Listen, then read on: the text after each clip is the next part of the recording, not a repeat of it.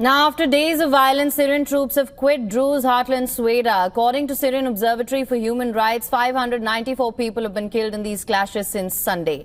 Interim President Ahmad Al-Sharaa said that community leaders would resume over security in Sweida based on what he described as supreme national interests at this point.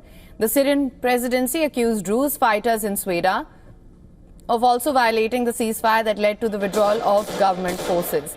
It also warned against Israeli interference in Syria's internal affairs.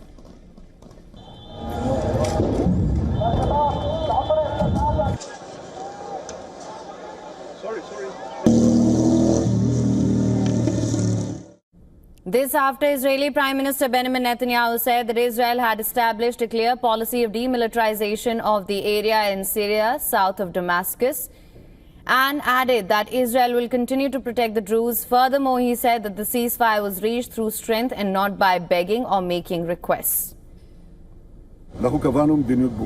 We have set forth a clear policy, demilitarization of the region south of Damascus, from the Golan Heights and to the Druze mountain area. That's number one. Number two is protecting the Druze in the Druze mountain. This is a ceasefire that was reached through strength. Not by making requests, not by begging, but through strength. We are reaching peace through strength, quiet through strength, security through strength, on 7 fronts. That will also be our policy going forward. Now, Turkish President Recep Tayyip Erdogan accused Israel of using the Druze minority in Syria as a pretext for expanding into the war-torn country.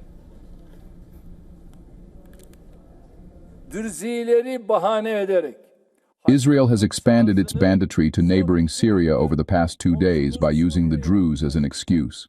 I want to state this once again, clearly and unequivocally. Israel does not recognize the law. It is an unruly, unprincipled, spoiled, pampered, and reckless terrorist state. At this point, Israel's aggression is the biggest problem in our region. Now, Erdogan added that Turkey will not allow Syria to be divided, and those who dream of dividing Syria will not achieve their goals. We did not consent to the division of Syria yesterday, and we certainly will not consent to it today or tomorrow.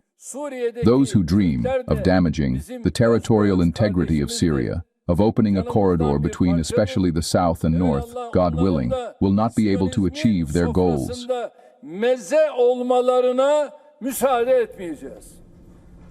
At the UN Security Council, Syrian ambassador to the United Nations condemned Israel's military intervention and called strikes an extension of the occupation. Syria categorically rejects the pretext used by the Israeli authorities to justify these acts of aggression. We affirm that such practices are merely an extension of the occupation's systematic policies aimed at undermining Syria's stability and dragging it into conflict. Now,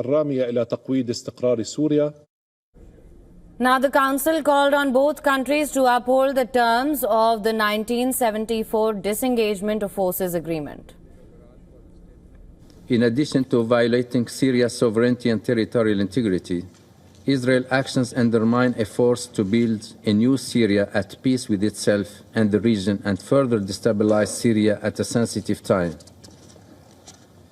It is essential that both Israel and Syria uphold the terms of 1974 Disengagement of Forces Agreement to preserve the ceasefire between both parties and refrain from any action that will further undermine it and the stability on the Golan. Meanwhile, following news of a ceasefire, hundreds of Druze living in the Israeli-occupied Golan Heights crossed the border into Syria, while Syrian Druze crossed into Ahmad Al-Shara's on Israeli-occupied territory to reunite with their families they have not seen for years. For latest news, download the WION app and subscribe to our YouTube channel.